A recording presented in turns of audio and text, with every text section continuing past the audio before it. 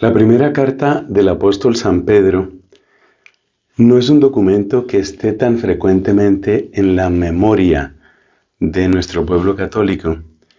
Yo creo que cuando uno oye carta del apóstol, ya automáticamente uno piensa carta del apóstol San Pablo, porque efectivamente hay 14 cartas de San Pablo en el Nuevo Testamento y realmente pues es el apóstol que más escuchamos. Pero no hay que quitarle importancia a las otras cartas, a las que se suele llamar cartas católicas, como las dos cartas de Pedro, la carta de Judas, la carta de Santiago. Esas cartas, la carta a los hebreos, esas cartas también tienen una importancia y a veces hay sorpresas, gratísimas sorpresas que nos aguardan, por ejemplo, en la primera lectura de hoy.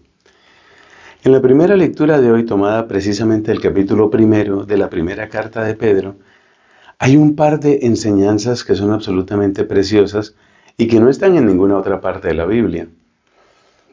Primero, en el fragmento que escuchamos hoy, se nos dice algo absolutamente básico, y es la continuidad que hay entre la enseñanza de los profetas y la enseñanza de los apóstoles. Esto es clave porque precisamente nos habla de la unidad entre el Antiguo Testamento y el Nuevo Testamento.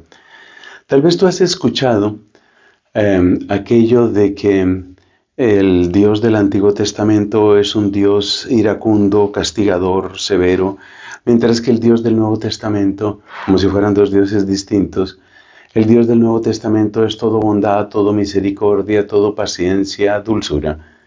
Por supuesto, esas son caricaturas, porque en el Antiguo Testamento tenemos expresiones de tantísimo amor dulce, como aquello de que te llevo tatuado en la palma de mi mano, o como aquello de con correas de amor he querido atraerte.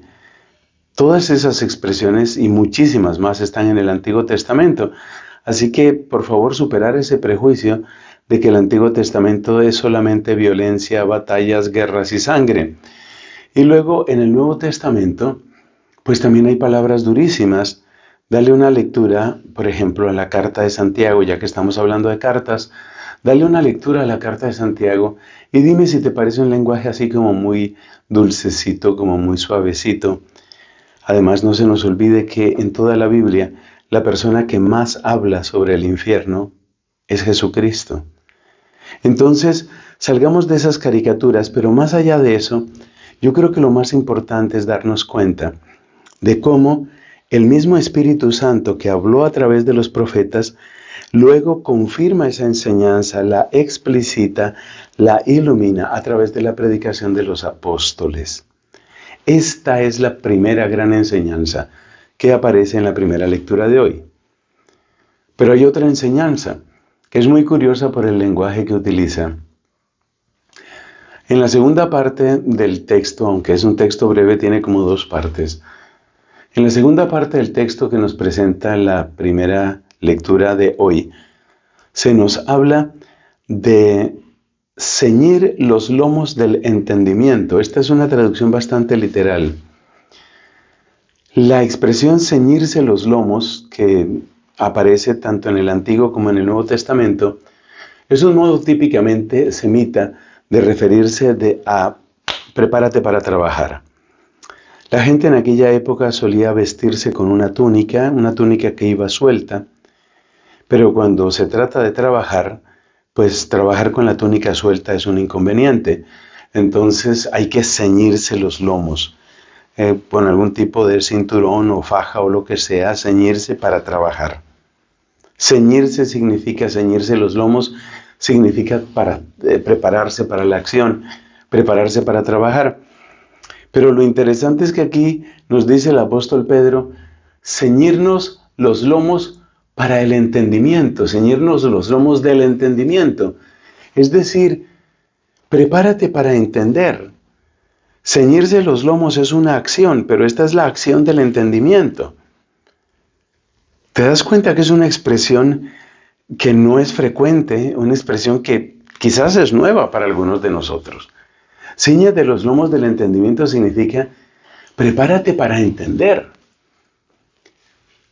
que también es un modo de decir, no te contentes únicamente con lo que ya conoces, no te contentes únicamente con lo que ya sabes, sino prepárate para entender, que es un mensaje que va a aparecer varias veces en la primera carta de Pedro, la necesidad de crecer en la comprensión del mensaje, crecer en la práctica de la fe. Entonces, ciñete los lomos del entendimiento, y luego dice que seamos sobrios, y luego nos llama a la santidad. Hay una continuidad en estas recomendaciones. Prepárate para entender mejor el mensaje del Evangelio. No te dejes distraer por las cosas de este mundo, sobre todo los placeres, el lucro, los intereses de este mundo. Levanta tu mente, no te dejes distraer por las cosas de este mundo y avanza hacia la santidad. Impresionante. Es todo un plan de vida. Y ese magnífico plan de vida es el que estamos llamados a llevar a cabo nosotros, tú y yo. Crecer en la comprensión del mensaje, llevar una vida sobria y, finalmente, buscar con todo nuestro ardor la santidad. Nos recuerda el apóstol Pedro que estamos llamados a ser santos como es santo el mismo Dios que nos ha llamado. Son perlas preciosas que están ahí en la Biblia y que tenemos que saber aprovechar y agradecer. Dios te bendiga.